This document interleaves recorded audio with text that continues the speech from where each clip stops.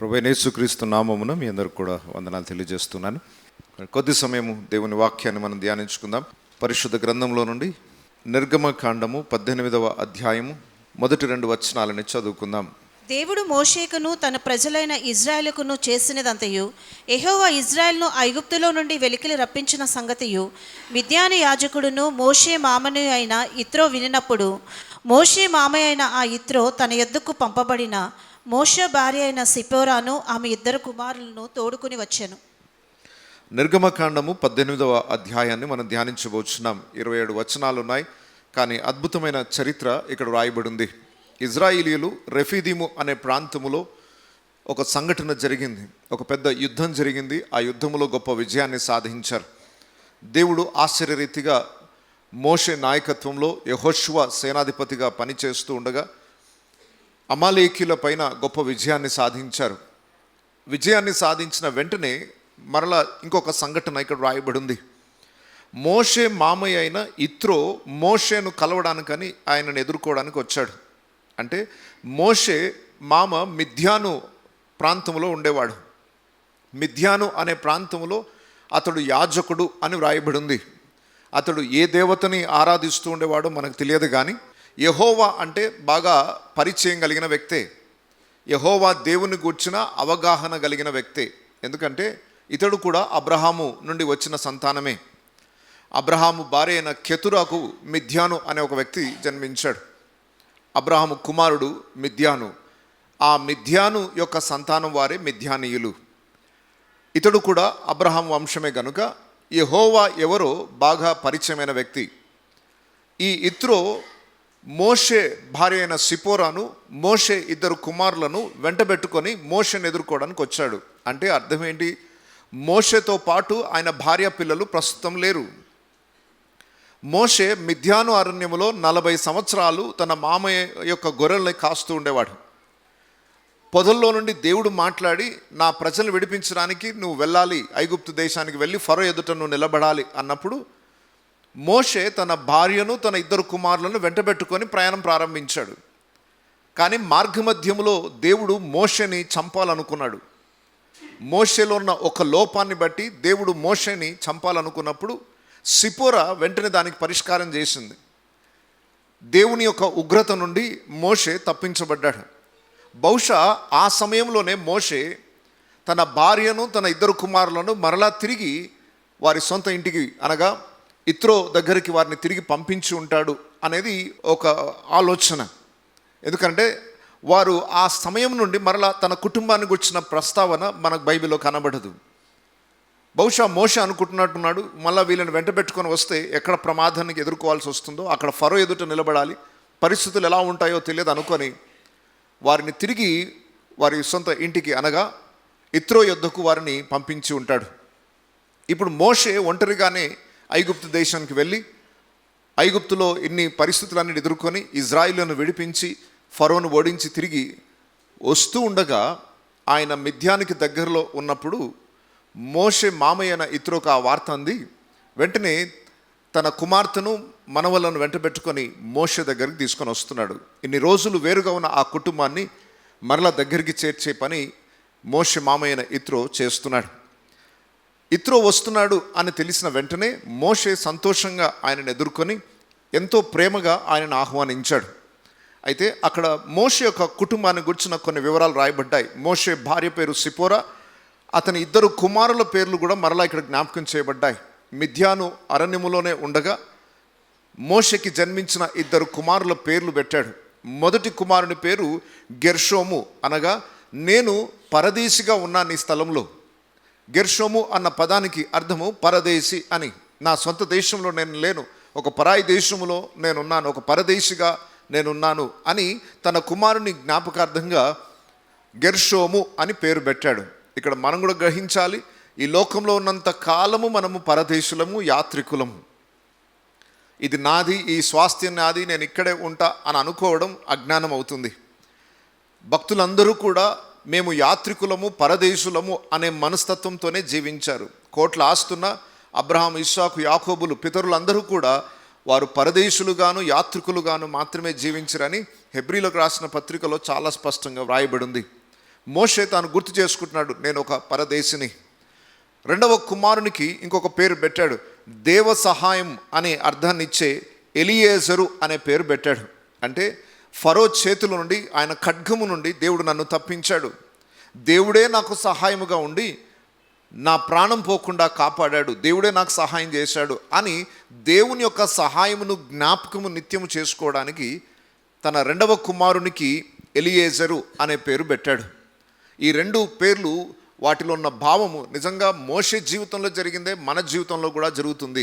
మనము యాత్రికులమే, మనము అపవాది యొక్క తంత్రముల నుండి ప్రతిరోజు దేవుని సహాయము చేతనే తప్పించబడుచు ఉన్నాం. ఈ పేర్లు తన కుమారులకు పెట్టడం వలన ఉద్దేశం ఏంటంటే, ఆ పేర్లు పిలిచినప్పుడల్లా దేవుని యొక్క గొప్ప కార్యాన్ని మోషే జ్ఞాపకం చేసుకుంటూనే ఉంటాడు. ఇలా మన జీవితంలో కూడా దేవుని సహాయాన్ని ఎప్పుడు జ్ఞాపకం చేసుకుంటూనే ఉండాలి. మనం యాత్రికులము అన్న విషయాన్ని ఎల్లప్పుడూ జ్ఞాపకం చేసుకుంటూ ఉండాలి. ఇక మొదటి వచనం నుండి ఇంచుమించు 8వ వచనం వరకు కూడా మీరు గమనిస్తే, మోషే మామయ్యన ఇత్రో మోషేని ఎదుర్కొనుట, మోషే సంతోషంగా అతన్ని ఆహ్వానించుట, వారిద్దరి మధ్య ప్రేమ అనురాగాలని మనం చూడవచ్చు. మోషే అతను కౌగిలించుకొని వారు ముద్దు పెట్టుకొనుట. 7వ వచనం చూడండి, మోషే తన మామను ఎదుర్కొనబోయి వందనము చేసి అతన్ని ముద్దు పెట్టుకొనెను. వారు ఒకరి క్షేమము ఒకరు తెలుసుకొని గుడారములోనికి వచ్చిరి. ఎన్నో రోజులు అయిపోయింది వారు కలుసుకొనక. వారు కలుసుకొని ఒకరినొకరు ముద్దు పెట్టుకొని ఇంటికి లోనికి ఆహ్వానించాడు. అంటే ఒక ప్రేమపూర్వకమైన ఆహ్వానాన్ని తెలియజేస్తూ వారు కలిసి క్షేమాలని, యోగక్షేమాలను తెలుసుకుంటున్నారు. చాలా రోజుల తర్వాత ఎవరైనా కలిశారనుకోండి, మనం అడిగే జనరల్ క్వశ్చన్స్ ఉంటాయి కొన్ని. ఎలా ఉన్నారు, బాగున్నారా, మన బంధువులు ఎలా ఉన్నారు, మన కుటుంబీకులు ఎలా ఉన్నారు, గ్రామస్తులు ఎలా ఉన్నారు, అలా యోగక్షేమాలన్నీ తెలుసుకొని వారిద్దరు మాట్లాడుకుంటున్నారు. ఇంతకు మోషే మామయ్యన ఇత్రో ఈ సమయంలో అక్కడికి రావడానికి కారణం ఏంటో తెలుసా? ఐగుప్తులో ఏమేం జరుగుతుందో ఆ ఇన్ఫర్మేషన్ అంతా ఇత్రో తెలుసుకున్నాడు. మోషే వెళ్ళాడు, అక్కడ పరిస్థితులు ఎలా ఉన్నాయి. ఆ రోజుల్లో మనకు ఫోన్స్ ఏం లేవు, ఇంటర్నెట్ ఫెసిలిటీస్ ఏం లేవు, వీడియో కాల్స్ చేయడానికి అవకాశం లేదు. కానీ మనుషుల ద్వారా సమాచారం వస్తూ వెళ్తూ ఉండేది. ఒక దేశానికి ఇంకొక దేశానికి మధ్య ఏమేం జరుగుతున్నాయో ఆ దేశం నుండి ఎవరైనా వర్తకులు రావడం కానీ, ఇక్కడ నుండి అక్కడికి వెళ్ళిన వారు ఏదైనా సమాచారం తీసుకుని రావడం ద్వారా కానీ, మోషే ద్వారా ఐగుప్తు దేశంలో ఏమేమి సంఘటనలు జరిగాయో అవన్నీ ఇత్రో తెలుసుకున్నాడట. మొదటి వచనం ఒకసారి చూడండి మరలా. దేవుడు మోషేకును తన ప్రజలైన ఇజ్రాయేలుకును చేసినదంతయు, యెహోవా ఇజ్రాయేలును ఐగుప్తులో నుండి వెలుపలికి రప్పించిన సంగతియు మిద్యాను యాజకుడును మోషే మామయ్య అయిన ఇత్రో వినినప్పుడు. చాలు. ఏమేం విన్నాడు? దేవుడు ఇజ్రాయేల్ ప్రజలకు చేసినదంతయు, ఏ విధంగా ఐగుప్తు దేశంలో నుండి దేవుడు వారిని వెలుపలికి తీసుకొని వచ్చాడో ఇవన్నీ ఇత్రో విన్నాడు. దేవుని కార్యాలను గూర్చి తెలుసుకోవాలన్న తపన ఇత్రోలో ఉంది. దేవుడు ఏం చేస్తున్నాడు అక్కడ, దేవుడు ఇజ్రాయేల్ ప్రజల్లో ఎలాంటి కార్యాలు చేశాడు, ఏ విధమైన సూచక క్రియలు చేసి వారిని విడిపించాడు, ఈ వివరాలన్నీ ఇత్రో తెలుసుకోవడానికి ఇష్టపడ్డాడు. ఒకసారి కీర్తన గ్రంథంలో ఒక మాట రాయబడి ఉంది. 111వ కీర్తన 2వ వచనాన్ని చూడండి. యెహోవా క్రియలు గొప్పవి, వాటి యందు ఇష్టము గల వారందరూ వాటిని విచారించుదురు. చాలు. ఈ వార్త అన్ని దేశాలకు వ్యాపించినా ఈ వార్తను గురించి తెలుసుకోవాలన్న ఇష్టాన్ని ఇత్రో కనుపరిచినట్టు మనకు తెలుస్తుంది. దేవుడు చేసే కార్యాలను గురించి తెలుసుకోవాలన్న ఇష్టం అందరికి ఉండదు, కానీ అలా ఉన్నవారు ధన్యులు. ఇక్కడ రాయబడిన మాటను చూడండి, యెహోవా క్రియలు గొప్పవి, వాటి యందు ఇష్టము గలవారందరూ వాటిని విచారించుదురు. దాని గురించి ఇంకా తెలుసుకోవాలన్న తపన ఎవరికి ఉంటుంది అంటే, వాటిని ఇష్టపడే వాళ్ళు, దేవుని కార్యాలను ఇష్టపడేవారు కొందరు, దేవుని కార్యాలను ద్వేషించువారు మరికొందరు. ఇక్కడ ఉన్న వారిని అందరినీ నేను మరొకసారి ప్రశ్నిస్తున్నాను, దేవుని కార్యాలను నిజంగా మీరు ఇష్టపడుతున్నారా? దేవుని కార్యాలన్నీ గొప్పవే. దేవుడు ఏమేమి చేశానో అవన్నీ పరిశుద్ధ లేఖనాలలో వ్రాయబడ్డాయి. ఆదికాండం నుండి ప్రకటన వరకు ఉన్న విషయాలన్నీ ఏంటి? దేవుడు చేసిన కార్యాలు. దేవుడు ఏం చేశాను అంటే ఒక్కొక్క అధ్యాయంలో దేవుడు చేసిన కార్యాలు అద్భుతంగా మనకు చరిత్ర రూపకంగా అందించబడ్డాయి. వాటిని అందరూ తెలుసుకోరు. వాటి యందు ఇష్టము గలవాడు వాటిని గురించి విచారించును. యెహోవా ఏమి సెలవిచ్చను, యెహోవా ఏం కార్యం చేశాను, వారి జీవితంలో ఏం జరిగింది, దేవుడు ఎలా కార్యం చేశాడు, ఐగుప్తులో ఎలాంటి కార్యాలు చేశాడు, ఇజ్రాయెల్లోకి ఏం కార్యాలు చేశాడు, వారిని ఎలా విడిపించాడు అని అడిగి తెలుసుకుంటారట. ఈ రోజుల్లో దేవుని వాక్యాన్ని గురించి తెలుసుకోవాలన్న తపన చాలా అరుదుగా కనబడుతుంది. మాకు నేర్పించండి, మాకు ఇంకా తెలుసుకోవాలని ఆశ ఉంది, దేవుడు ఏం కార్యం చేశాడు, ఈ లేఖనం ద్వారా దేవుడు ఏం చెప్పాలనుకుంటున్నాడు, దేవుని గొప్ప కార్యములను గురించి, ఆయన జ్ఞానమును గురించి, ఆయన గొప్పతనాన్ని గురించి, ఆయన స్వభావమును గురించి, ఆయన వ్యక్తిత్వాన్ని గురించి ఇంకా మాకు తెలుసుకోవాలన్న ఆశ ఉంది అనేవారు చాలా అరుదుగా కనబడుతున్నారు ఈ రోజుల్లో. ఎవరు తెలుసుకుంటారంటే ఇష్టపడిన వారే. ఆ ఇష్టము ఇతరులకు మనకు కనబడుతుంది. అందుకొరకే అవన్నీ తెలుసుకున్నాడు. వెంటనే మోషేని ఎదుర్కోవడానికి ఆయన వచ్చాడు. అయితే వారు మోషే ఇద్దరు కలిసిన తర్వాత మోషే మరలా ఏమేమి జరిగిందో అన్నీ ఇతరులకు వర్ణించాడు. ఆల్రెడీ ఇన్ఫర్మేషన్ అందింది. ఎంత ఇన్ఫర్మేషన్ అందినా అది సెకండ్ హ్యాండ్ ఇన్ఫర్మేషన్ అంటారు. ఎవరో ఆ ఊరతనో లేదా ఐగుప్తు నుండి ఎవరో వెళ్ళిన వాళ్ళు ఇలా ఇలా జరిగిందట అని చెప్పడం వేరు, వ్యక్తిగతంగా అవి అనుభవించిన వ్యక్తి వచ్చి చెప్పడం వేరు. పలానా ఊర్లో ఒక సంఘటన జరిగిందట అని ఆ ఊర్లో ఉన్న విషయాలని మనం విని వచ్చి ఇక్కడ చెప్పొచ్చు. కానీ ఆ సంఘటనలన్నీ అనుభవించిన వ్యక్తే వచ్చి చెప్తే ఆ ఇన్ఫర్మేషన్ ఇంకా వేరేలాగా ఉంటుంది మనకి. ఇప్పుడు మోషే ఫస్ట్ హ్యాండ్ ఇన్ఫర్మేషన్ ఇస్తున్నాడు ఇత్రోకి. అంటే ఇత్రో విన్నది కొన్ని విషయాలే, మోషే డీటెయిల్డ్ ఎక్స్ప్లెనేషన్ మళ్ళీ ఇచ్చాడు అన్నమాట. ఆల్రెడీ విన్న వాటిని గురించి ఇంకా వివరంగా తెలుసుకోవడానికి ఇత్రో ఇష్టపడ్డాడు కనుకనే మోషే వాటన్నిటిని మరలా వివరించాడు. 8వ వచనం ఒకసారి చూడండి, 18వ అధ్యాయం 8వ వచనం. తర్వాత మోషే యెహోవా ఇజ్రాయేలు కొరకు ఫరోకును ఇజ్రాయేలుకు చేసినదంతయు, త్రోవలో తమకు వచ్చిన కష్టము యావత్తును, యెహోవా తమ్ముని విడిపించిన సంగతియు తన మామతో వివరించి చెప్పాను. చాలు. మోషే ఏమేమి చెప్పాను? మామా, నేను ఎంత హీరోని అయిపోయినా తెలుసా నీకు? అప్పుడు నీ దగ్గర గొర్రెల కాపరిగా పనిచేశాను, కానీ ఇప్పుడు నా రేంజ్ మారిపోయింది. ఒకప్పుడు నీ దగ్గర పనివాడిని, ఈరోజు హీరోని నేను. ఫరోను కూడా ఓడించొచ్చాను ఇక్కడికి. మామూలు సామర్థ్యం కాదు, ఎర్ర సముద్రం నేను కర్ర లేపగానే రెండుగా చీలిపోయింది. అలాంటి వ్యక్తిని నేను. నన్ను ఏదో చిన్న చూపు చూస్తున్నావేమో, నీ దగ్గర ఉన్న కాలము గొర్రెలను కాశానని చెప్పేసి నన్ను ఏదో పనికిరాని వాళ్ళలాగా ఎంచుతున్నావేమో. నా రేంజ్ ఏంటో ఇప్పుడు నీకు ఇప్పుడు చూస్తావు. ఇప్పుడు నువ్వు చూడు, నా వెనక ఎన్ని వేల మంది, ఎన్ని లక్షల మంది నేను ఇప్పుడు హీరోయిన్ అయ్యాను, వారందరికీ నేను నాయకుడనయ్యాను అనే గొప్పలు చెప్పుకునే ప్రయత్నం చేయలేదు మోషే. చాలా జాగ్రత్తగా వినండి. మోషే ఇంత గొప్ప నాయకుడు అయినప్పటికీ సమస్త మహిమ ఘనతంతా ఎవరికి మాత్రమే చెందినట్లుగా వివరించాడు? యెహోవా చేసిన కార్యములను మాత్రం వివరించాడు. నేను వెళ్ళి ఇలా చేశాను, నేను వెళ్ళి ఫరో ఎదుట నిలబడ్డాను, నా అంతటి ధైర్యశాలి ఇంకెవరు లేరు అని తన గొప్పతనాన్ని గురించి ఒక్క మాట కూడా పలకలేదు. మోషే దేవుడు చేసిన కార్యములను గురించి వర్ణించాడు. యెహోవా ఐగుప్తీయుల చేతిలో నుండి విడిపించిన సంగతి అంతయు ఎలా వివరించాడు, ఒక్కొక్కటి డీటెయిల్గా ఎక్స్ప్లెనేషన్ చేశాడట. మరలా వచనం చూడండి, 8వ వచనం. యెహోవా ఇశ్రాయేలు కొరకు ఫరోకును ఐగుప్తీయులకును చేసినదంతయు, త్రోవలో తమకు వచ్చిన కష్టము యావత్తును, యెహోవా తమ్మును విడిపించిన సంగతియు తన మామతో వివరించి చెప్పెను. అక్కడ స్టోరీ అంతట్లో దేవుని హస్తం ఎలా పనిచేసిందో మోషే వివరించడానికి ఇష్టపడ్డాడు. దయచేసి గమనించండి, దేవుని ప్రజలమైన మనము ప్రతి దినము దేవుని కార్యాలని అనుభవిస్తూనే ఉంటాం. అయితే ఆసక్తి కలిగిన వారికి వాటిని వివరిస్తూనే ఉండాలి. అందరికీ కాదు, వినడానికి ఇష్టపడే వారికి దేవుని గూర్చిన గొప్ప కార్యాలన్నీ మనం వివరించాలట. ఎవరికి పడితే వాళ్ళని పట్టుకొని ఇదిగో దేవుడు ఏం చేశాడో తెలుసా అనుకుంటూ విసిగించకూడదు. ఎందుకంటే పందుల ముందు ముత్యాలు వేయకూడదు. ఎందుకంటే వాటి విలువ తెలియక వాటి కాళ్ళతో తొక్కేస్తాయి. దేవుని గొప్పతనాన్ని తెలుసుకోవాలన్న తపన కొందరిలో ఉంటుంది. అలా ఉన్నవారెవరో తెలుసుకొని వారికి ఇంకా అత్యధికంగా దేవుని గొప్పతనాన్ని, నీ జీవితంలో దేవుడు చేసిన కార్యాలను, ఇంకొక మాటలో చెప్పాలంటే నీ సాక్ష్యము అవకాశం ఉన్నంత వరకు ఆసక్తిగా ఉన్నవారికి నువ్వు వివరిస్తూనే ఉండాలి. దేవుడు నీ జీవితంలో ఎలాంటి కార్యాలు చేశాడు, ఎలాంటి కష్టాలు వచ్చాయి, ఆ కష్టాల నుండి దేవుడు నిన్ను ఎలా గట్టెక్కించాడు, ఎలాంటి అపాయములను ఎదుర్కొన్నావు, ఎలాంటి ప్రమాదం నుండి దేవుడు నిన్ను తప్పించాడు, అవన్నీ రీకలెక్ట్ చేసుకొని వినడానికి ప్రజలు ఆసక్తిగా ఉన్నప్పుడు వివరించకుండా ఉండకూడదు. ఎందుకు అనంటే దీని ద్వారా ఒక అద్భుతమైన బెనిఫిట్ ఉంది.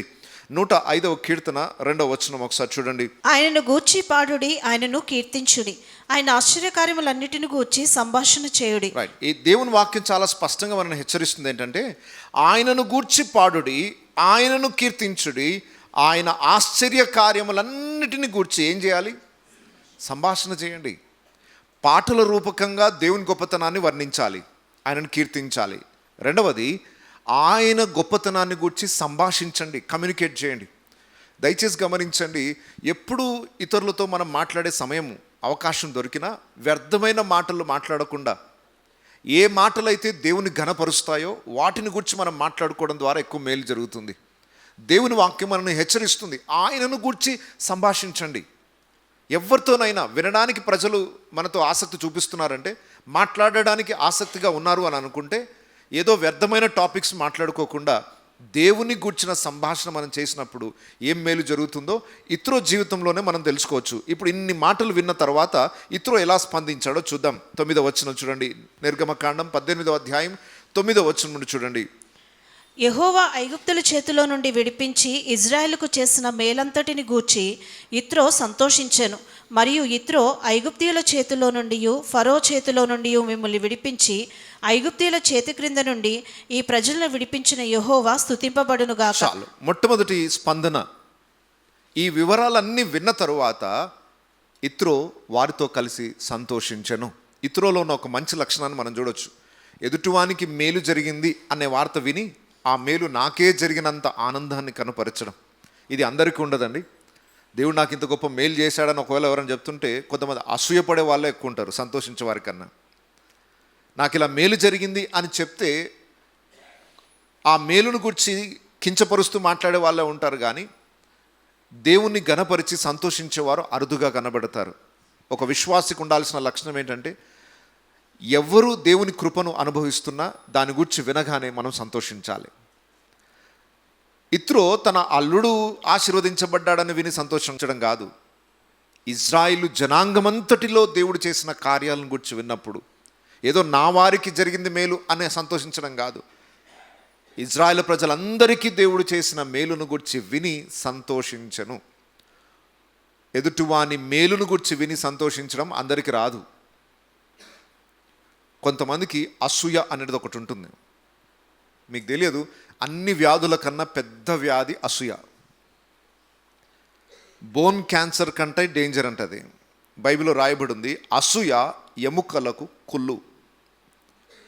ఎందుకు దాంతో పోల్చాడనంటే, ఇది బయటకు కనబడని జబ్బు, లోపల ఎముకల లోపల ఉన్న మూలుగులను తినుకుంటూ వస్తుంది అసూయ. అంత ప్రమాదం. బయటికి ఎంత అద్భుతంగా బాగున్నారా బ్రదర్, అందరు బాగున్నారా, మీరంటే మాకు చాలా అభిమానం. కానీ ఆ వ్యక్తి నుండి ఏదైనా మేలుకరమైన వార్తను వింటుంటే తట్టుకోలేక, జీర్ణించుకోలేక, నాకు లేని వాళ్ళకి ఎట్లా వచ్చింది అనే ఆ అసూయ కుళ్ళు ఏదైతే ఉంటుందో ఎదుటివానికి నష్టం కాదు, వాళ్ళకు వాళ్ళే నష్టం చేసుకుంటారు. దయచేసి క్రైస్తవ జీవితంలో అలా ఉండకూడదు. ఇతరులను ఒక పాఠం నేర్చుకుందాం. మోషేకు, ఇజ్రాయేల్ ప్రజలకు దేవుడు చేసిన కార్యములన్నిటిని గురించి వినగానే సంతోషించడం. ఎవరైనా సాక్ష్యం చెప్పి వారి జీవితంలో దేవుడు చేసిన ఈ కార్యం అని చెప్పినప్పుడు వారితో కలిసి మనం సంతోషించాలి. బైబిల్లో రాయబడింది, దుఃఖించు వారితో దుఃఖించండి, సంతోషించు వారితో సంతోషించండి. మనం అంతా ఉల్టా చేస్తాం. సంతోషించే వారిని చూసి ఏడుస్తాం, ఏడ్చే వారిని చూసి సంతోషిస్తాం. బాగా మంచిగా అని ఆనందించడం, ఇది లోకం యొక్క పద్ధతి. కానీ దేవుని బిడ్డలకు దేవుడు ఇచ్చిన వాక్యం ప్రకారం దుఃఖించు వారితో దుఃఖించాలి, సంతోషించు వారితో సంతోషించాలి. ఇతరుల నుండి మొదటి స్పందన మనం చూసాం. రెండవది ఏంటనంటే, అతడు యెహోవాను స్తుతించను, యెహోవా స్తుతింపబడునుగాక అంటున్నాడు.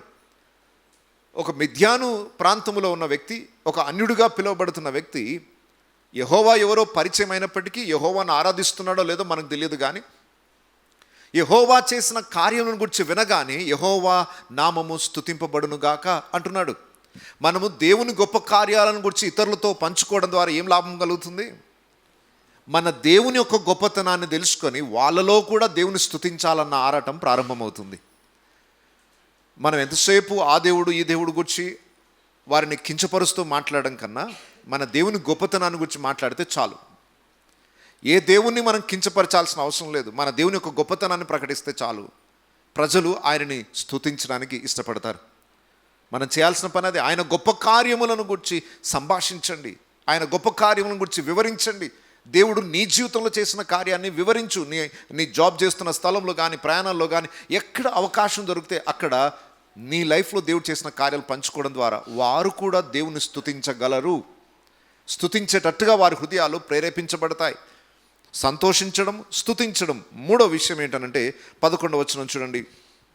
ఐగుప్తీయులు గర్వించి ఇజ్రాయేలు మీద చేసిన దౌర్జన్యమును బట్టి ఆయన చేసిన దాన్ని చూచి యెహోవా సమస్త దేవతల కంటే గొప్పవాడని ఇప్పుడు నాకు తెలిసినదనెను. ఆగండి ఇప్పుడు ఏం తెలిసిందట నాకు?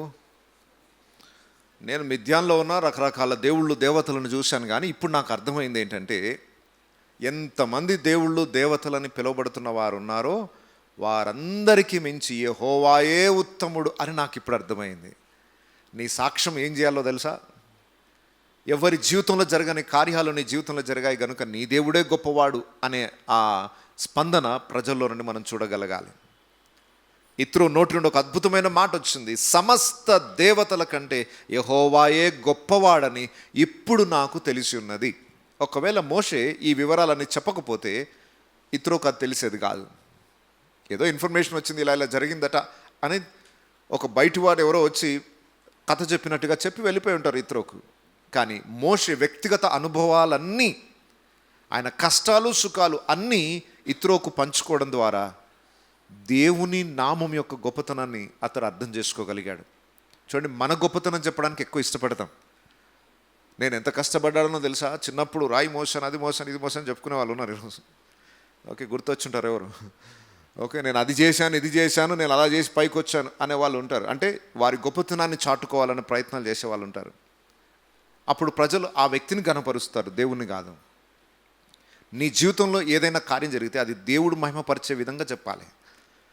నేనేదో కష్టపడి పైకి వచ్చానని కాదు, నేనేదో నా తెలివితేటలతో పైకి వచ్చానని కాదు. నా జీవితంలో ఇలాంటి పరిస్థితులు వచ్చినప్పుడు దేవుని బలమైన హస్తాన్ని నేను చూశాను అని దేవుని గొప్పతనాన్ని కూడా చెప్పినప్పుడు ప్రజలు అర్థం చేసుకుంటారు, ఓహో వీరు ఆరాధిస్తున్న దేవుడే సమస్త దేవతల కన్నా గొప్పవాడు.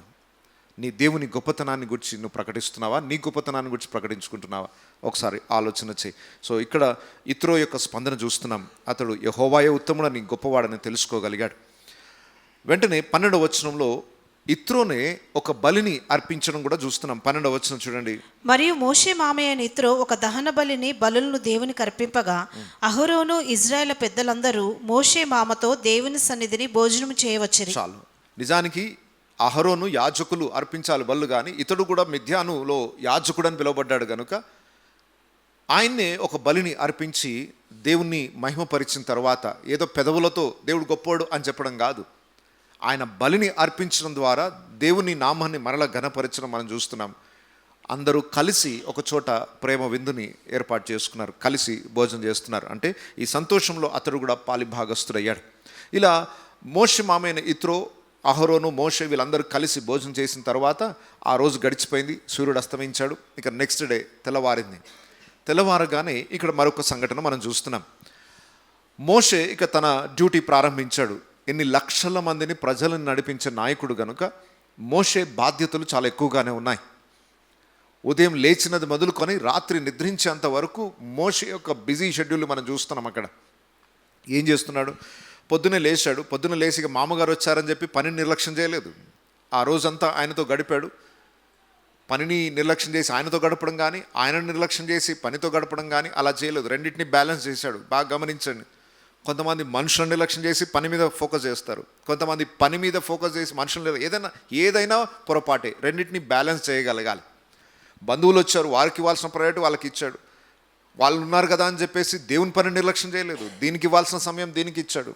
ఇలా బ్యాలెన్సింగ్ నేచర్ అనేది మనం మోషే లైఫ్లో చూస్తాం. లీడర్షిప్ స్కిల్స్ అన్నీ కూడా మోషే జీవితంలో నేర్చుకుంటాం. ఇది సేవకులకు అలాగే నాయకత్వాన్ని వహిస్తున్న వారికి ఎన్నో పాఠాలు ఉన్నాయి. వాటన్నిటిని గురించి ఈరోజు వివరించడానికి సమయం చాలదు, కానీ సంఘానికి అవసరమైన కొన్ని పాఠాలు మాత్రమే పంచుకోవాలని ఆశిస్తున్నాను. ఎవరైనా ఆసక్తి కలిగిన వాళ్ళు ఉంటే మోషే జీవితంలో నుండి నాయకత్వపు లక్షణాలని స్పెషల్గా దాని మీద మీరు ఫోకస్ చేసి ధ్యానించండి.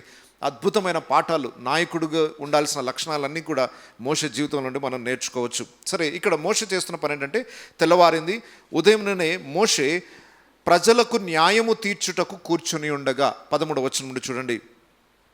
మరునాడు మోషే ప్రజలకు న్యాయము తీర్చుటకు కూర్చుండగా ఉదయం మొదలుకొని సాయంకాలం వరకు ప్రజలు మోషే యొద్ద నిలిచి ఉండిరి. మోషే ప్రజలకు చేసినదంతయు అతని మామ చూసి, నీవు ప్రజలకు చేయుచున్న ఈ పని ఏమిటి? ఉదయం మొదలుకొని సాయంకాలం వరకు నీవు మాత్రం కూర్చుండగా ప్రజలందరూ నీ యొద్ద నిలిచి ఉండనేలా అని అడగగా, మోషే, దేవుని తీర్పు తెలుసుకొనుటకు ప్రజలు నా యొద్దకు వచ్చెదరు. వారికి వ్యాజ్యం ఏదైనా కలిగిన ఎడల నా యొద్దకు వచ్చెదరు. నేను వారి విషయము న్యాయం తీర్చి దేవుడి కట్టడలను ఆయన ధర్మశాస్త్ర విధులను వారికి తెలుపుచున్నానని తన మామతో చెప్పాను. చాలు. ఉదయం లేవగానే మోషే డ్యూటీ స్టార్ట్ అయింది. ఆయన ప్రజలందరికీ తీర్పు తీర్చడానికి కూర్చున్నాడు. ప్రజలు లైన్ కట్టారు. ఎంత పెద్ద లైన్ అంటే ఉదయం నుండి సాయంకాలం వరకు అయిపోయినా కూడా లైన్ అయిపోయట్లేదు. మామూలు ప్రజలు కాదు, ఎన్ని లక్షల మంది ప్రజలు, ఎన్ని సమస్యలు ఉంటాయి, ఎన్ని కుటుంబాలు ఉన్నాయో అన్ని కుటుంబాల్లో సమస్యలు ఉన్నట్టే. ఏ కుటుంబంలో భార్యాభర్తలు ఏం తిట్టుకున్నా పొద్దున్నే వస్తారు మోషే దగ్గరికి. మోషే, నా భార్య చూడు ఏమన్నదో. మామూలుగా ఉండవు కంప్లైంట్స్. ఓకే, భార్యాభర్తల యొక్క పరిష్కారం చేయాలంటే కనీసం కొన్ని రోజులు రాత్రులు పట్టేది మాకు. రాత్రి 10 గంటలు 9 గంటలకు కూర్చున్నామంటే తెల్లవారేది, అయినా సమాధాన పడేవాళ్ళు కాదు. ఒక్కొక్క కుటుంబాన్ని వారి సమస్యలను పరిష్కరించాలంటే కొన్ని రోజులు పట్టేది. ఒక రోజుతో అయిపోయేది. మళ్ళీ కేసు వాయిదా వేయాల్సి వచ్చేది. ఎందుకంటే మామూలుగా అంగీకారంకి రారు, సమాధాన పడడానికి అంత ఇష్టపడరు. ఒక్కొక్క సమస్యని పరిష్కరించడం ఏంటో మాకు కొంత అనుభవం ఉంది. కొన్ని పరిష్కారం కావు. కొన్నిసార్లు వాళ్ళు బాగానే ఉంటారు, తర్వాత మననే తిడతారు, ఏం పరిష్కారం ఇచ్చావయ్యా అంటారు. ఓకే, పరిష్కారం చేయడానికని వస్తారు, అమ్మ ఇది తప్పు, అయ్యా ఇది తప్పు అని చెప్పామనుకోండి, రేపు వాళ్ళిద్దరు ఐక్యతనే ఉంటారు, మళ్ళీ రేపు వచ్చి నన్నే తిడతారు, మేము బాగానే ఉన్నాం అయ్యగారు, మీరే అలా తప్పు తీర్పునిచ్చారు. ఇలాంటివి మోషే ఎన్ని ఎదుర్కొన్నాడో. ఉదయం మొదలుకొని రాత్రి వరకు రకరకాల సమస్యలు. చిన్న చిన్న పిల్లలు కొట్లాడుకొని తల్లిదండ్రుల దగ్గరికి వివాదం వస్తుంది, వాళ్ళు కొట్లాడుకుంటారు. మళ్ళీ మోషే చూడు వాళ్ళు ఏమన్నారు.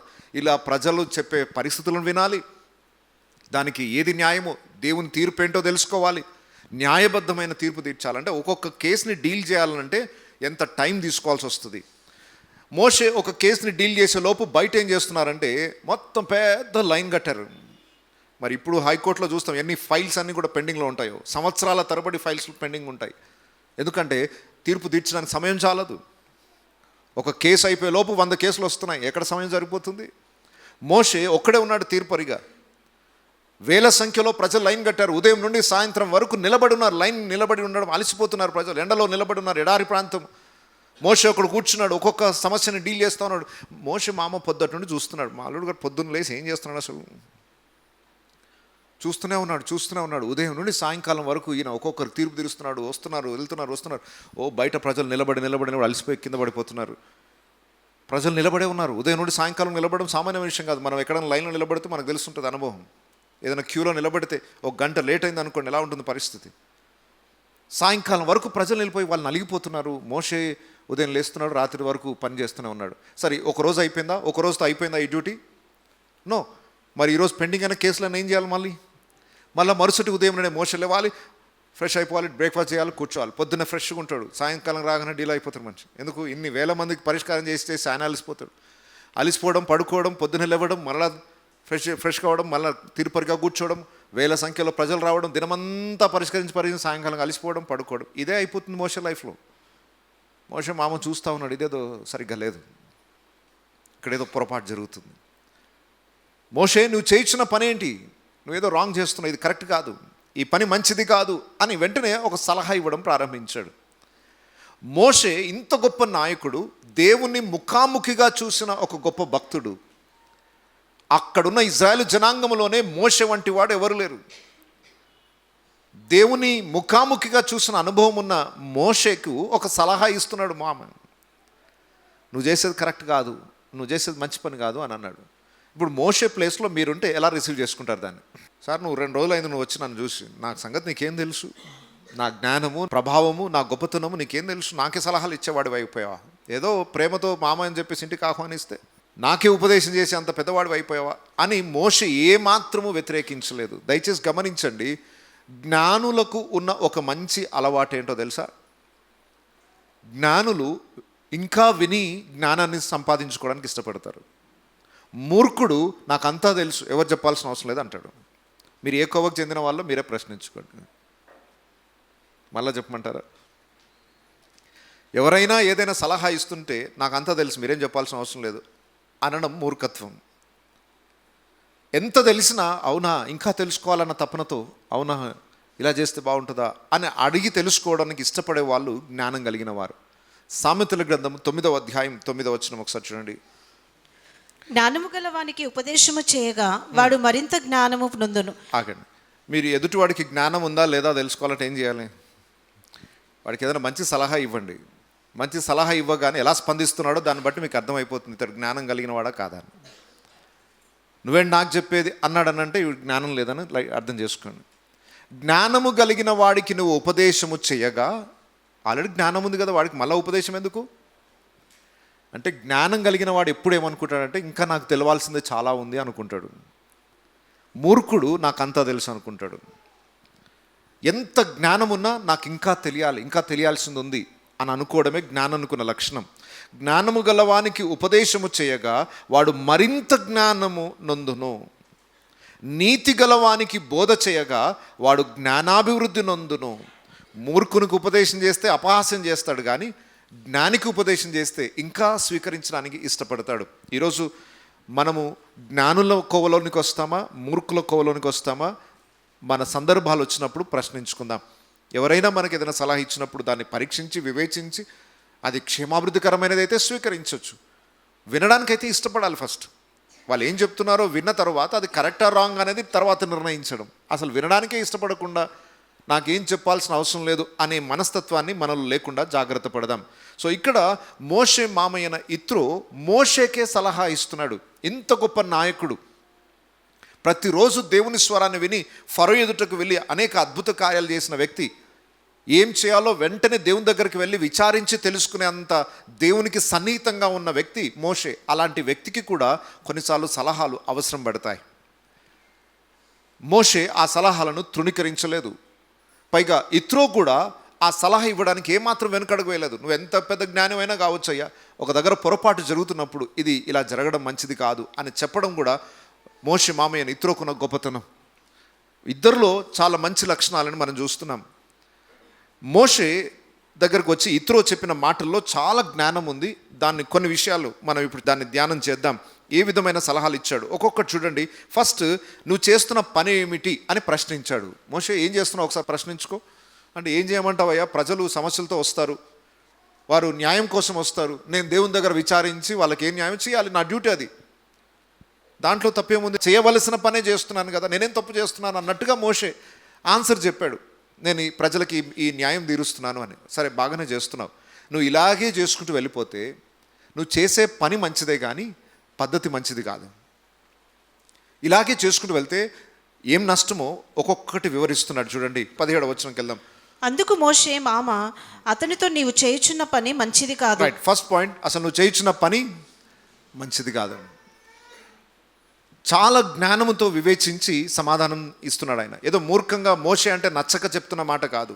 మోషే, నువ్వు చేయుచున్న పని మంచిది కాదు. రెండవది, నీవును నీతోనున్న ఈ ప్రజలను నిశ్చయముగా నలిగిపోవుదురు. ఎవరెవరు నలిగిపోతారు?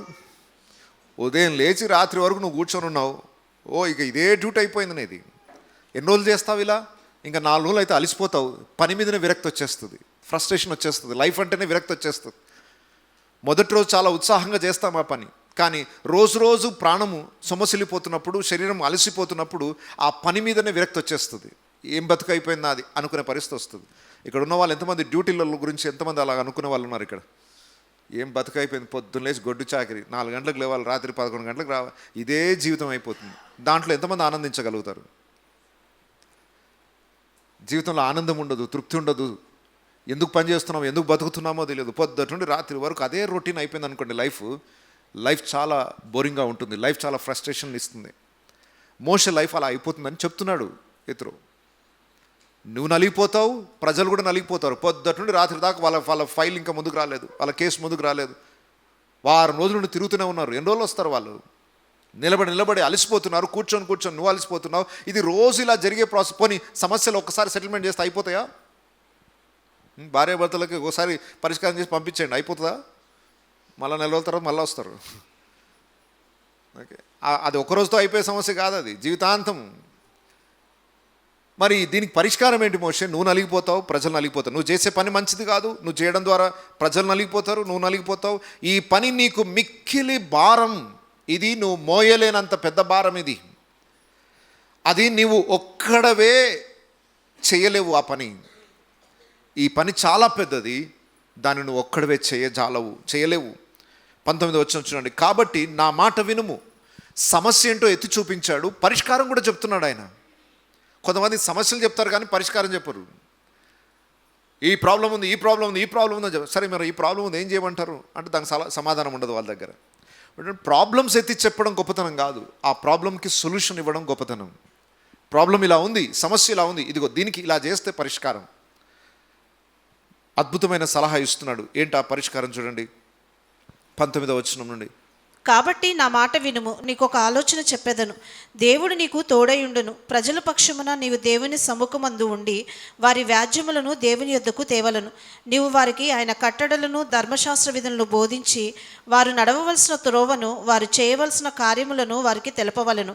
మరియు నీవు నీ ప్రజలందరిలో సామర్థ్యము, దైవభక్తి, సత్యాసక్తి కలిగి లంచగొండులు కాని మనుషుల్ని ఏర్పరచుకుని 1000 మందికి ఒకనిగాను, 100 మందికి ఒకనిగాను, 50 మందికి ఒకనిగాను, 10 మందికి ఒకనిగాను వారి మీద న్యాయాధిపతులను నియమింపవలను. వారి ఎల్లప్పుడూ ప్రజలను న్యాయము తీర్చవలను. అయితే గొప్ప వ్యాజ్యములన్నిటినీ నీ యొద్దకు తేవలను. ప్రతి అల్ప విషయమున వారే తీర్పు తీర్చవచ్చును. అట్లు వారు నీతో కూడా ఈ భారమును మోసిన ఎడల నీకు సులువుగా ఉండును. దేవుడు ఇలాగ చేయుటకు నీకు సెలవిచ్చిన ఎడల నీవు ఈ పని చేయొచ్చు, దాని భారమును సహింపగలవు. మరియు ప్రజలందరూ తమ చోట్లకు సమాధానముగా వెళ్ళుదురని చెప్పాను. చాలు. మోషే మామ ఇచ్చిన అద్భుతమైన సలహా ఏంటంటే, నువ్వు ఒక్కడవే మోయలేవు కాబట్టి నీకు ఒక టీం కావాలి. ఇలాగే చేసుకుంటూ వెళ్తుంటే దేవుడు నీ పట్ల ఉన్న సంకల్పాన్ని నువ్వు సంపూర్ణంగా నెరవేర్చలేవు. రోజు నలిగిపోతావు ఇలాగే. మరి ఏం చేయాలి అని అంటే, నువ్వు కొంతమందిని ఎన్నుకోవాలి. 1000 మందికి ఒక నాయకుని నియమించాలి, 100 మంది మీద ఒక నాయకుని నియమించాలి, 50 మంది మీద ఒక నాయకుని, 10 మంది మీద ఒక నాయకుని. 10 మందికి ఏదైనా సమస్య వస్తే 10 మంది మీద ఉన్న నాయకుడు దాన్ని పరిష్కరించాలి. చిన్న చిన్న సమస్యలు వస్తాయి, ఆ చిన్న నాయకుడు దాన్ని సాల్వ్ చేయగలుగుతాడు. అది కూడా నీ దగ్గర రావాల్సిన అవసరం లేదు. ఒకవేళ ఆ 10 మంది మీద ఉన్న నాయకుడు దాన్ని పరిష్కరించలేకపోతే 50 మంది మీద ఉన్న నాయకుడు ఉంటాడు. ఇలాంటి 10 మంది గుంపులు 5 కలిస్తే 50 అవుతాయి. ఈ 50ని చూసుకునే ఇంకొక నాయకుడు ఉంటాడు. ఈ 10 మందికి ఉన్న సమస్యలలో ఏదైనా వారి మీద ఉన్న నాయకుల నుండి సాధ్యం కాకపోతే 50 మంది మీద ఉన్న నాయకుని దగ్గరకు రావాలి. ఆయన ద్వారా కూడా సమస్య పరిష్కారం కాకపోతే 100 మంది మీద ఉన్న నాయకుడి దగ్గరికి. ఇలాంటి 50 ఉన్న 2 గుంపుల మీద ఇంకొక నాయకుడు ఉంటాడు. అర్థమవుతుంది అనుకుంటున్నాను. 10 మంది మీద ఉన్న నాయకునితో సమస్య పరిష్కారం కాకపోతే 50 మంది మీద, లేదా 100 మంది మీద, లేదా 1000 మంది మీద ఉన్న నాయకుని దగ్గర రావాలి. వాళ్ళతో కూడా సమస్య పరిష్కారం కానీ కేసెస్ అన్నీ ఎక్కడ రావాలి? ఇప్పుడు అన్ని దేశాలు ఫాలో అయ్యేది ఇదే. ఏదైనా సమస్యలు వచ్చాయనుకోండి, అక్కడ ఊర్లో సర్పంచ్ ఉంటాడు, పరిష్కారం చేస్తారు. ఊర్లో పెద్దలు ఉంటారు, పరిష్కారం చేస్తారు. అక్కడ సమస్యకు పరిష్కారం కాలేదనుకోండి, నెక్స్ట్ ఏం చేస్తారు? డైరెక్ట్ హైకోర్టు, సుప్రీంకోర్టుకి వెళ్ళిపోతారా? ఫస్ట్ డిస్ట్రిక్ట్ కోర్టుని ఆశ్రయిస్తారు, దగ్గరలో ఉన్న న్యాయ వ్యవస్థను ఆశ్రయిస్తారు. డిస్ట్రిక్ట్ కోర్టులో రాలేదు, స్టేట్ హైకోర్టుకి వెళ్తాం, కేసు ఉన్నత స్థాయికి తీసుకుని వెళ్తాం. హైకోర్టులో కూడా నీకు పరిష్కారం కాలేదనుకోండి, ఎక్కడికి వెళ్తారు? ఇవన్నీ ఎక్కడ నేర్చుకున్నారు? ఇత్రో గారి ఆలోచన ఇది. న్యాయ వ్యవస్థలో ఇలా ఉండాలి. అన్ని కేసెస్ సుప్రీంకోర్టు దాకా వెళ్తే పరిష్కారాలు కావు. అందుకొరకే చిన్న చిన్న కేసెస్ ఏమున్నా అవి జిల్లా స్థాయిలో వాటి పరిష్కారం జరిగిపోవాలి, రాష్ట్ర స్థాయిలో కొన్ని జరిగిపోవాలి. ఏవి రాష్ట్ర స్థాయిలో కాలేదో అవి సుప్రీంకోర్టు దాకా వెళ్తాయి. ఇప్పుడు మోషే దగ్గరికి రావడం అనంటే సుప్రీంకోర్టుకి కేసెస్ రావడం అన్నమాట. మోషే ఇలా నీ పనిని విభాగించి నాయకులను నువ్వు ఏర్పాటు చేస్తే అప్పుడు ప్రజలు సమాధానంగా వెళ్తారు, పరిష్కారం వెంటనే అయిపోతుంటుంది. నువ్వు క్షేమంగా ఉంటావు, ప్రజలు క్షేమంగా ఉంటారు, సమస్య పరిష్కారం అవుతుంది అన్నాడు. ఓకే అని వెంటనే తీసుకొచ్చి లీడర్స్ అందరిని రెడీ చేయలేదు. అక్కడ ఒక కండిషన్ చెప్పాడు.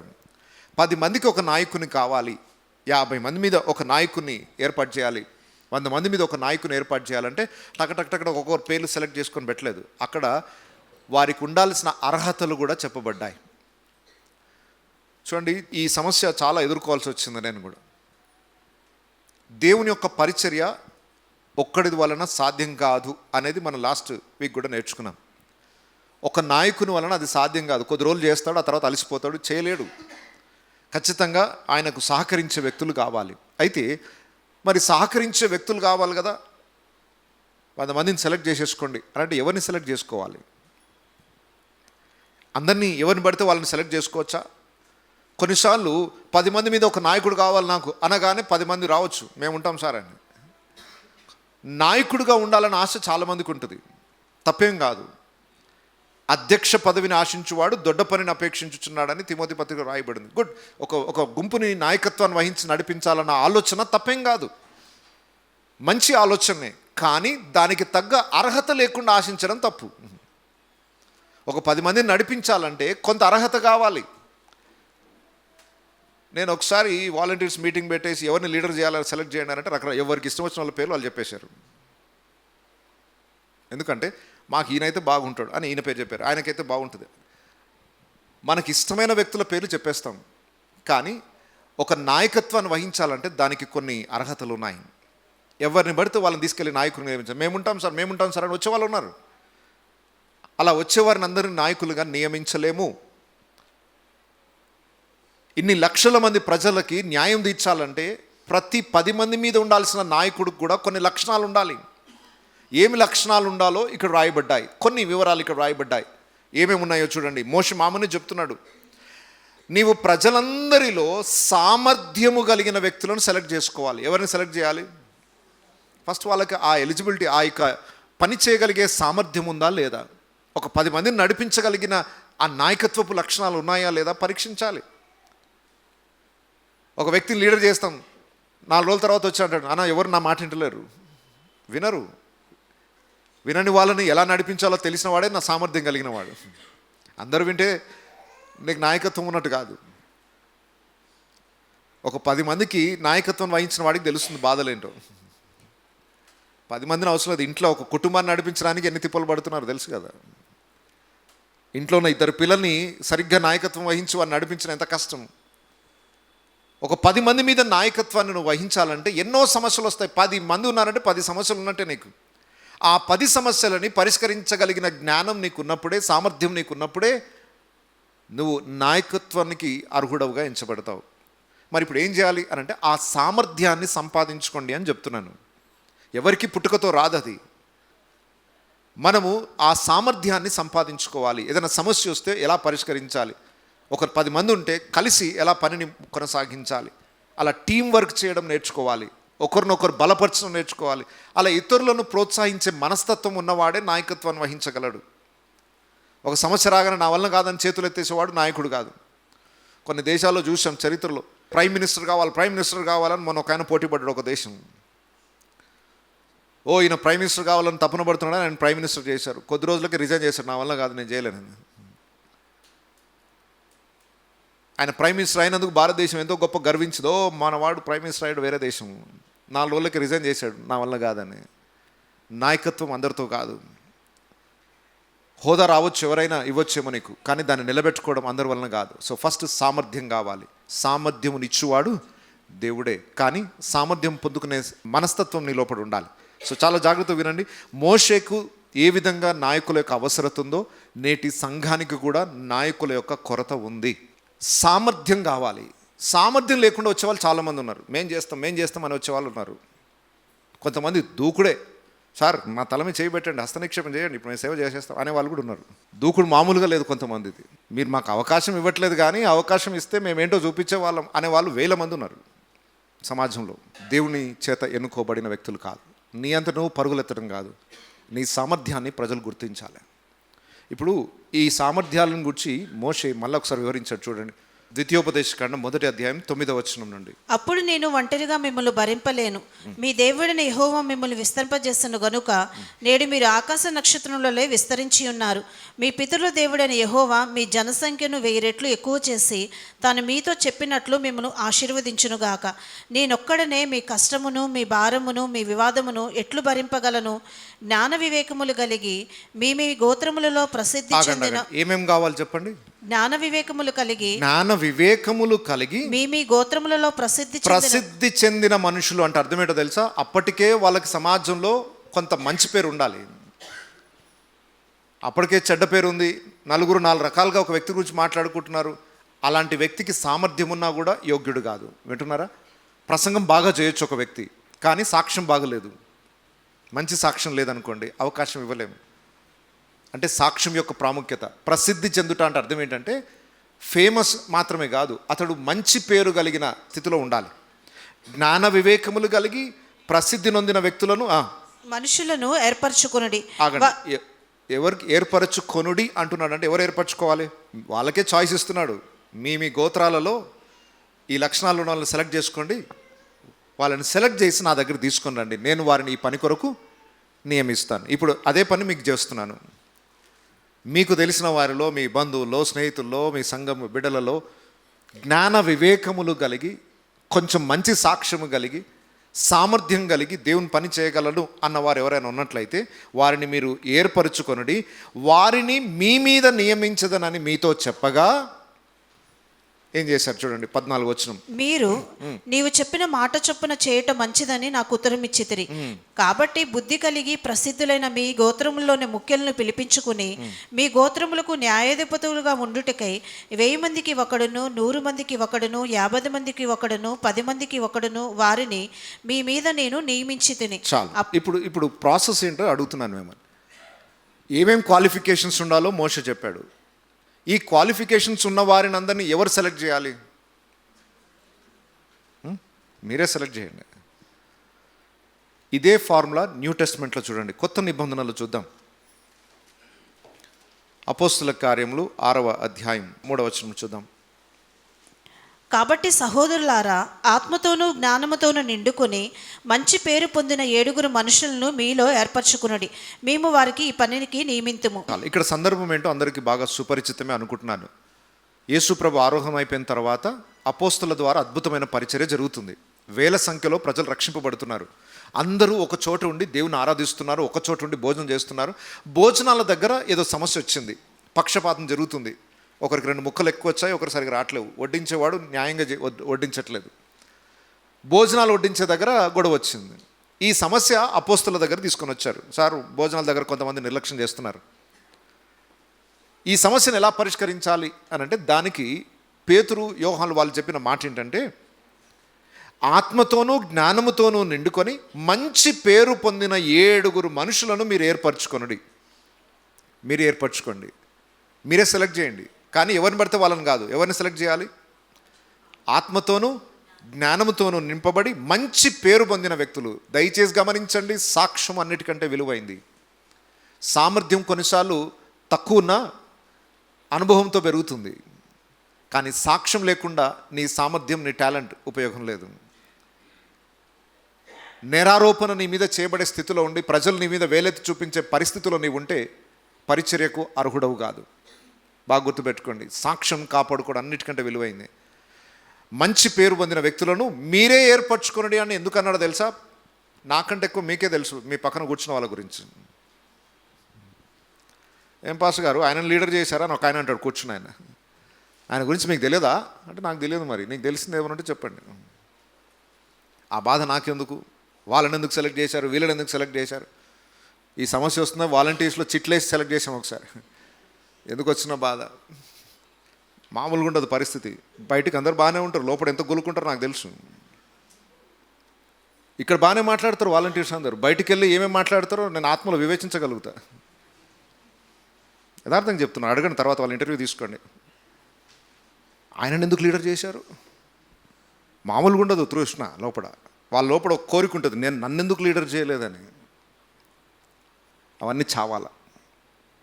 దేవుడు ఎవరిని నాయకుడిగా నియమిస్తే నేను వాళ్ళకి లోబడతాననే మనస్తత్వం రావాలి. ఒకవేళ నాయకుడిగా అతనికి అర్హత లేకపోతే మీరు అర్హతను సంపాదించుకోండి. దేవుడు మిమ్మల్ని ఒక తగిన సమయం అందు ఆ నాయకత్వపు హోదా మీకు ఇస్తాడు. అంటే నాయకుడిగా ఏదో ప్రసిద్ధి చెందాలన్న కోరికతో కాదు, ఒక బాధ్యతగా నేను తీసుకొని నా వంతు నేను ప్రజల్ని దేవుని మార్గంలో నడిపించడానికి నా వంతు నేను కృషి చేస్తాననే తపన వేరు.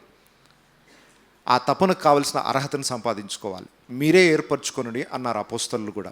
వెంటనే 7 సెలెక్ట్ చేసుకున్నారు. 7 అద్భుతమైన పరిచర్య చేశారు.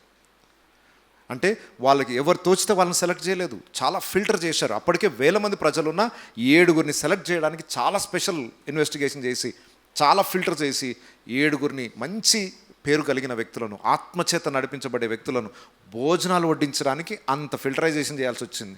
ఈరోజు మీరు ఏదైనా ఎంఎన్సీ కంపెనీలో జాబ్ చేయాలంటే ఎన్ని రౌండ్స్ ఇంటర్వ్యూస్ ఉంటాయో, 1000 మందిని తీసుకుంటారు. లాస్ట్కి 4-5 సెలెక్ట్ చేస్తారు. ఆ 4-5 సెలెక్ట్ చేయడానికి ఎన్ని రౌండ్స్ ఫిల్టరేషన్ ఉంటుందో. ఏదో 4 రోజులు జీతం చేసి పోగొట్టుకునే దానికి ఇంత ఫిల్టరేషన్ ఉంటే, నిత్య జీవానికి సంబంధించినది నిత్య రాజ్యానికి సంబంధించిన పనిలో నువ్వు పాలిభాగస్తులు కావాలంటే ఎంత ఫిల్టరేషన్ జరగాలి. అవసరత ఉంది కాబట్టి ఒకేసారి అందరినీ అపాయింట్ చేసుకునే పరిస్థితి లేదు. కోత విస్తారమే కానీ పనివారు కొద్దిగా ఎందుకున్నారు నాయన, అందరినీ సెలెక్ట్ చేసుకోవచ్చు కదా పనికి అని అంటే అందరు అర్హులు కాదు. దానికి అర్హత సంపాదించుకోవాలి. అలా సంపాదించుకున్న వారిని నియమించాలి. సో ఏర్పాటు చేయాల్సింది ఎవరు చెప్పండి? ఎవరు సెలెక్ట్ చేయాలి? మీరే సెలెక్ట్ చేసుకోండి. నా దగ్గర తీసుకురండి. నా పని ఏంటంటే వాళ్ళ మీ చేతిలో నుంచి ప్రార్థన చేసి అప్పగించడం. ఓకే, ఆ నేరం నేనెందుకు భరించాలి? మీరే సెలెక్ట్ చేయండి. యోగ్యులను అనిపిస్తే వాళ్ళని తీసుకుని రండి. వాళ్ళని గృహకుడిక నాయకులుగా ఆయా పరిచర్యలకు వారిని అప్పగిద్దాం. ఫస్ట్ సామర్థ్యం ఉండాలి. కొంతమందిని వారిని పిలిచి ఈ పని అప్పగిస్తే సామర్థ్యం ఉండదు వాళ్ళకి. ఒక బాధ్యత అప్పగించి ఇది చేయండి అంటే చేయించలేరు. లీడర్షిప్ స్కిల్స్ ఉండవు, వాక్యాన్ని ఉపదేశించే స్కిల్ ఉండదు. కానీ నేను వాక్యం చెప్తా అంటాడు. నేర్చుకో, వాక్యం చెప్పగలిగిన సామర్థ్యం సంపాదించుకో, లేదా తర్ఫీదుని చేయి, ట్రైనింగ్కి. ఆ తర్వాత నీ లోపడున్న ఆ సామర్థ్యాన్ని చూసి దేవుడే అవకాశాలు ఇస్తాడు నీకు. నేర్చుకోకుండా ఇప్పుడు నేను ఇక్కడికి వచ్చి నేను కీబోర్డ్ ప్లే చేస్తా అంటాడు ఒక ఆయన. నేర్చుకొని వచ్చి ప్లే చేయి. సంగీతం ఏంటో తెలియదు కానీ పాట పాడుతూ అంటాడు. ఇక్కడికి వచ్చి పాడు. కొంతమందికి స్పెషల్ సాంగ్ పాడాలని తెగ కోరిక, స్వరమే ఉండదు, మొత్తం అందరినీ విసికించేస్తారు. అలాంటి పొరపాటు చేయకండి. సామర్థ్యాన్ని సంపాదించుకుంటే దేవుడే అవకాశాలను ఇస్తాడు. దానికోసం సామర్థ్యం లేకుండా ప్రాకులాడకండి. రైట్, ఫస్ట్ పాయింట్ ఏముండాలి? వారు సామర్థ్యం కలిగి. రెండవది దైవభక్తి, సత్యాసక్తి. సామర్థ్యం బాగుంది కానీ దేవుని భక్తి లేదు. వ్యక్తిగతంగా బైబిల్ చదవరు, ప్రార్థన చేయరు, వాళ్ళకి దేవుని సన్నిధి పట్ల ఆసక్తి లేదు, కానీ టాలెంట్స్ ఉన్నాయి. వాడదామా వాళ్ళని? సార్ మావాడు మంచి టాలెంట్ సార్, మంచి మ్యూజిక్ ప్లే చేస్తాడు, కానీ మ్యూజిక్ ప్లే చేయగానే బయటకు వెళ్ళిపోయి లోకస్తులతో కలిసిపోతాడు. కొంతమంది ఉంటారు స్పెషల్ మంచి మ్యూజిక్ టాలెంట్ ఉంటాడు, ఇక్కడనే ప్లే చేస్తాడు, కిందకి వెళ్ళిపోయి మళ్ళీ ఫ్రెండ్స్తో బయట వాక్యం ఉన్నంతసేపు ఉండరు. నీ టాలెంట్ ఒకటి ఉంటే సరిపోదు, నీ సామర్థ్యం ఒకటి ఉంటే సరిపోదు, భక్తి కావాలి. ఫియర్ ఆఫ్ గాడ్, దేవుని యొక్క భయం నీ లోపల ఉండాలి. దేవుడు చూస్తున్నాడు, ఇది దేవుని కొరకు నేను చేస్తున్నాను అన్న మనస్తత్వం ఉండాలి. ప్రజల మెప్పు కోసం చేస్తున్నాననే మనస్తత్వం ఉంటే నువ్వు పనికిరావు దేవుని పనికి. దేవుని భక్తి అనేది నీ జీవితంలో ఉండాలి. దేవుడు అంటే భయము, భక్తి ఉన్నవాడే దేవుని పరిచర్య ఏదైనా చేయడానికి అర్హుడు.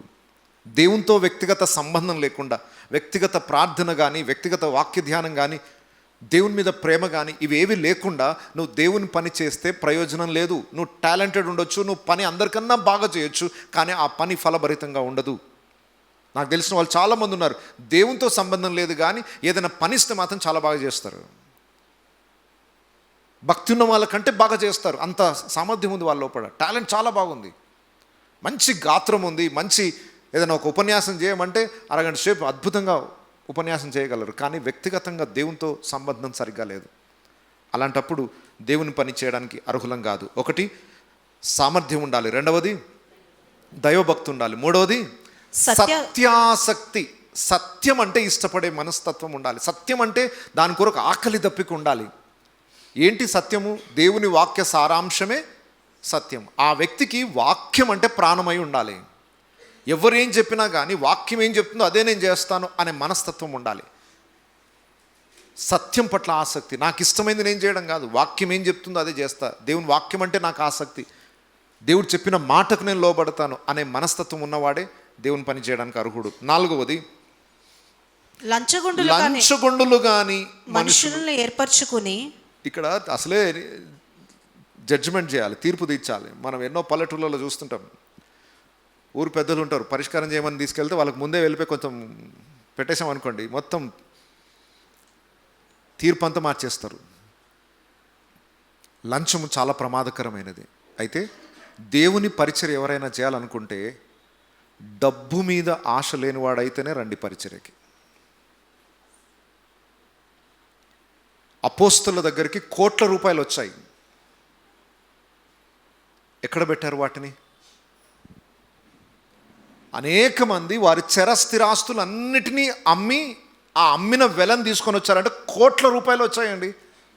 కోట్ల రూపాయలు తీసుకొని రాగానే అపోస్తలులు నెత్తి మీద పెట్టుకోలేదు, దాన్ని ఎక్కడ పెట్టారు? అక్కడ పెట్టండి అన్నాడు.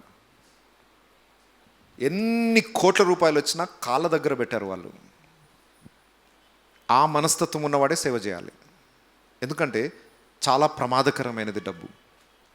డబ్బు అవసరమే, ఎంత వచ్చినా దాని కాళ్ళ దగ్గర పెట్టే మనస్థితి. డబ్బు కోసం ప్రాకులాడే వ్యక్తి, దాని వెనుక పరిగెత్తే వ్యక్తి పరిచర్యకు పనికిరాడు. ఒకవేళ అలా వచ్చినా దేవుని నామానికి అవమానకరమైన పరిచర్య చేస్తాడు. రూపాయి వచ్చినా అలాగే ఉండాలి, ₹1,00,00,000 వచ్చినా అలాగే ఉండాలి. నన్ను చూస్తే ఏమైనా అనిపించిందా మీకు? కోటీశ్వరులాగా అనిపించట్లే?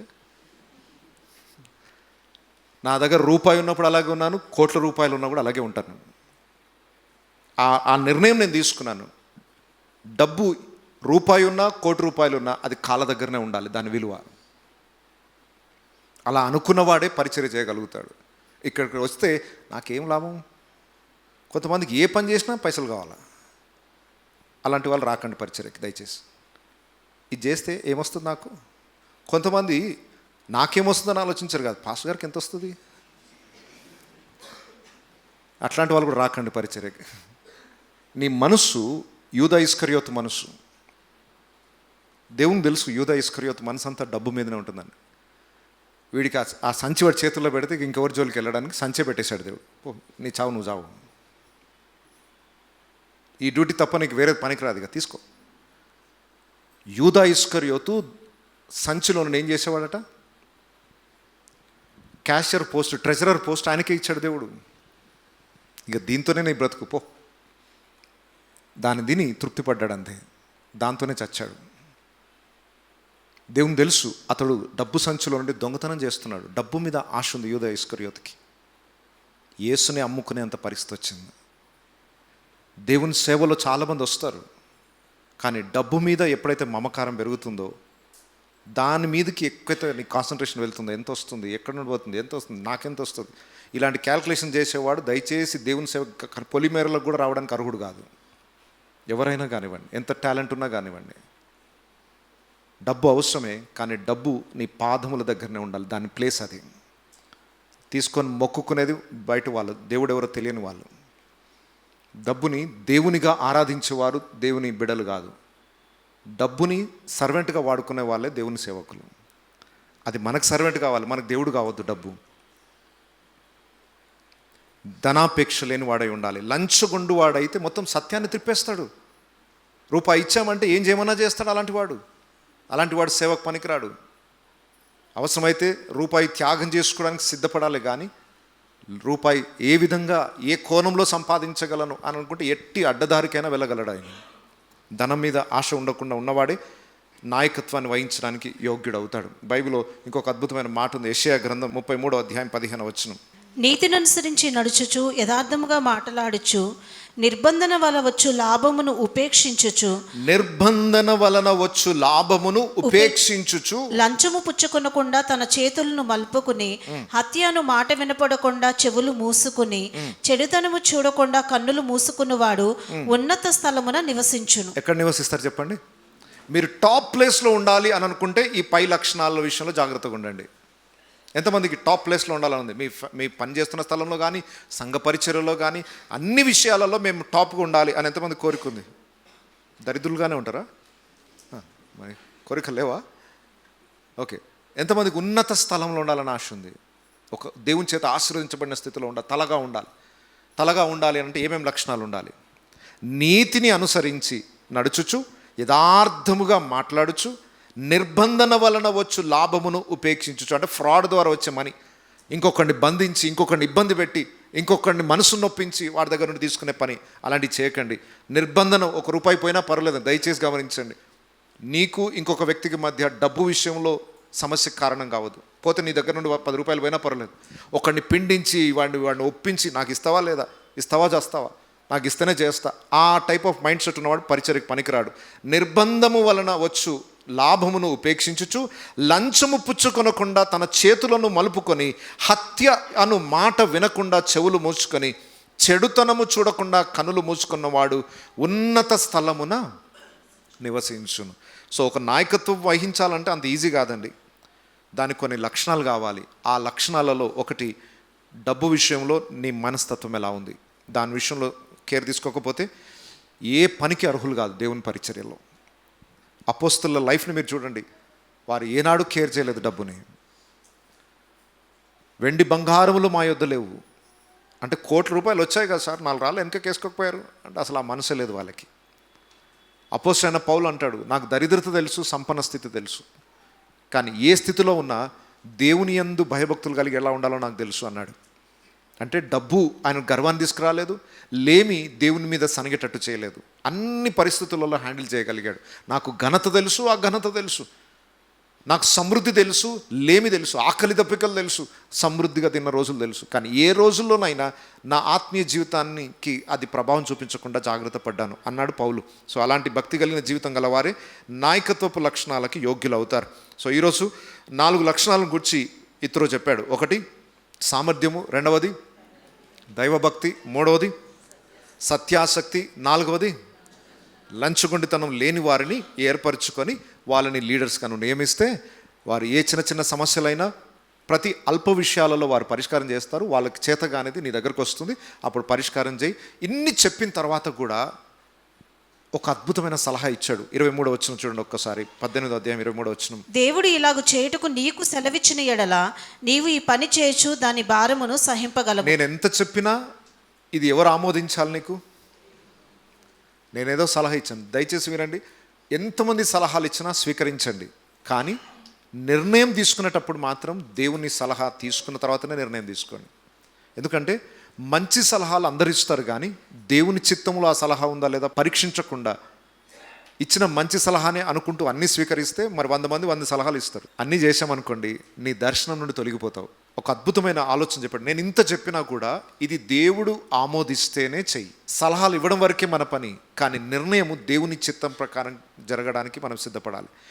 ఈ మంచి ఆలోచన నేను చెప్పాను కాబట్టి నువ్వు చేసి తీరాల్సిందే, ఇట్లా చేస్తేనే ఇదే కరెక్ట్ అని ఒత్తిడి చేయలేదు. దేవుని చిత్తాన్ని తెలుసుకోమని చెప్పాడు. దేవుడు ఈలాగు చేయుటకు నీకు సెలవిచ్చిన ఎడల నీవు ఈ పని చేయుచు, దాని భారమును సహింపగలవు. అప్పుడు ప్రజలు నెమ్మదిగా ఉంటారు, సమాధానంగా వెళ్తారని ఈ విషయం చెప్పగానే 24వ వచనం చూడండి, మోషే చేసిన పని. మోషే తన మామ మాట విని అతడు చెప్పినదంతయు చేసెను. ఇజ్రాయెల్ అందరిలో సామర్థ్యము గల మనుషులను ఏర్పరచుకుని 1000 మందికి ఒకనిగాను, 100 మందికి ఒకనిగాను, 70 మందికి ఒకనిగాను, 10 మందికి ఒకనిగాను న్యాయాధిపతులను ఏర్పాటు చేసి వారిని ప్రజల మీద ప్రధానులుగా నియమించెను. వారెల్లప్పుడూ ప్రజలకు న్యాయము తీర్చువారు. వారు కఠిన వ్యాజ్యములను మోషే యొద్దకు తెచ్చుచు స్వల్ప వ్యాజ్యములను తామే తీర్చుచూ వచ్చిరి. తర్వాత మోషే తన మామను పంపివేయగా అతడు తన స్వదేశమునకు వెళ్ళెను. చాలు, సమస్యకు పరిష్కారం జరిగిపోయింది. ప్రజలు సమాధానంగా ఇంటికి వెళ్తున్నారు. మోషే మామైన ఇత్రో తన ఇంటికి తాను వెళ్ళిపోయాడు సమాధానంగా. శుభం అంటారు కదా, ద ఎండ్. ఇప్పటి వరకు ఒక పెద్ద సమస్య ఒక చిన్న సలహాతో సమస్యకు పరిష్కారం అయిపోయింది. ఇప్పుడు ప్రజలకు న్యాయం జరుగుతుంది, ప్రజలు సమాధానంగా ఉన్నారు. మోషే ఆ మాట దేవుని చిత్తం అని తెలుసుకొని వెంటనే నాయకులను నియమించాడు. పరిచర్య అద్భుతంగా జరుగుతుంది. ఈరోజు దేవుడు ఎందుకు ఈ అధ్యాయాన్ని పరిశుద్ధ గ్రంథంలో పెట్టి సంఘం తెలుసుకోవడానికి రాయించాడంటే, ఇది మోడల్ సంఘంలో ఉండాలి. ఎప్పుడైతే ఈ మోడల్ ఉంటుందో పరిచర్య ఒక మనిషి మీద ఆధారపడదు. అప్పుడు దేవుని రాజ్య విస్తరణ కొరకు మనవంతు మనం కృషి చేద్దాం. అందరం కూడా తల్లు వంచుదాం, కళ్ళు మూసుకుందాం.